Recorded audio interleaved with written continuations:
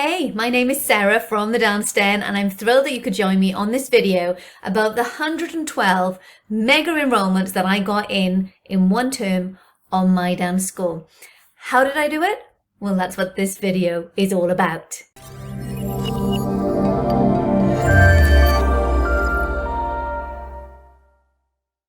Now, before we go into all of that, I want you to please click subscribe for me. I launch a new video every single week, and all my videos are about helping you as a dance or theatre school owner grow and scale your business on your terms. That means more money, more time, more students, less work that you need to do for your school. So let's jump into it. 112. Yes. Crazy number, and it was crazy busy that particular week. I even had to get helpers as meet and greet people on the door, which is not a bad little tip, guys, for when you get those newbies in, because they're always going to feel a little bit lost. But it was pretty full on. But how did I get that number? And that's a huge, huge number, right? How did I get it? Right. Tip 1, consistency. Right? Now, you might go, really, Sarah? I thought you were going to say that there's this way that you do this advert, or there's this little quick tip. No, the way that marketing really works is when you build consistency over a period of time. Because when you've got this little drip feed going on, people are more likely to see what is happening. Okay, if you want students tomorrow, and you put some marketing out, is it going to get seen? Probably not.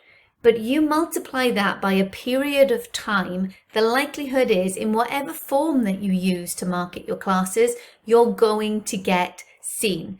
Now, we need to think of marketing as multi-layered, but we also need to think of it as a ripple. So think about dropping a stone into a pond. It's going to cause a little bit of a ripple. You do that, and then it all goes still. And then you do it again, ripple, ripple, it goes still. What we need in marketing is a constant drip and a constant ripple, because those ripples will reach further. They will have a bigger impact. And that's what consistency brings you. Now, when I say multi-layered, you have, of course, online and offline marketing. Now, not everybody is going to see what you do online. And I find that these days, most people seem to focus more on social media than anything else. But the truth is, a lot of people are not seeing what you're putting out there.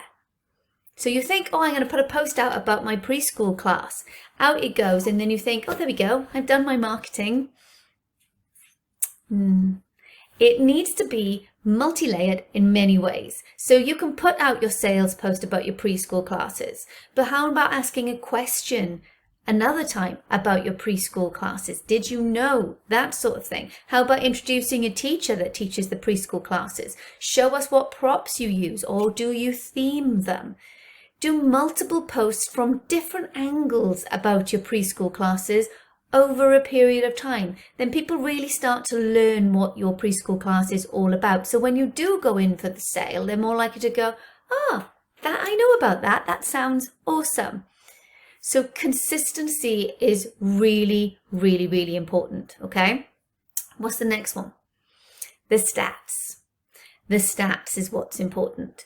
Now, we put everything out there, but how do we know what is working? Because if something's really working, you need to do more of it. And if something's not having any effect, you need to do less of it. Now, this isn't just about going into Google Analytics or looking at your engagement or your impressions on social media.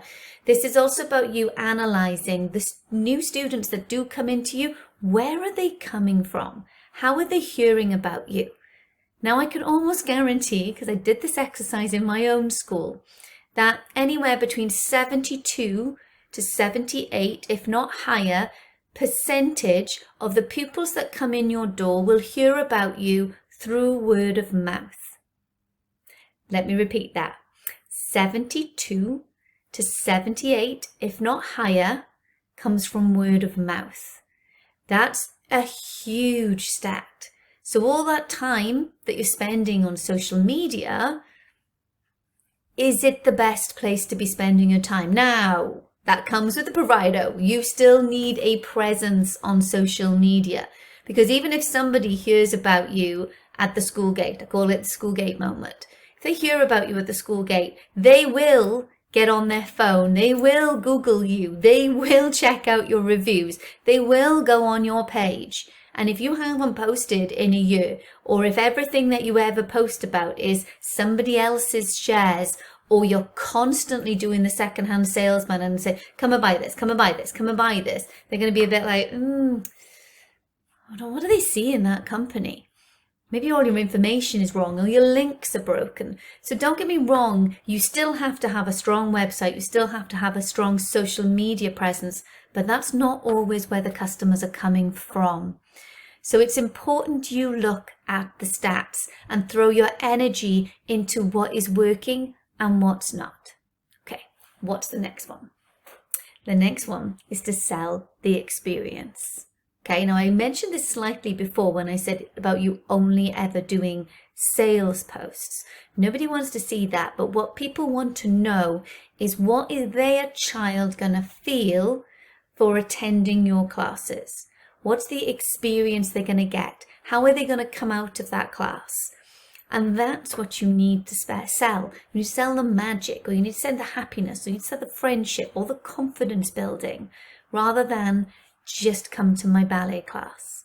Okay, the fact is that you do ballet in that class, that's great, but they want to know what happens, how that child's going to move or feel or react to the ballet class. Yes, so that's really important. I'm going to leave you with one more. You have to be multifaceted.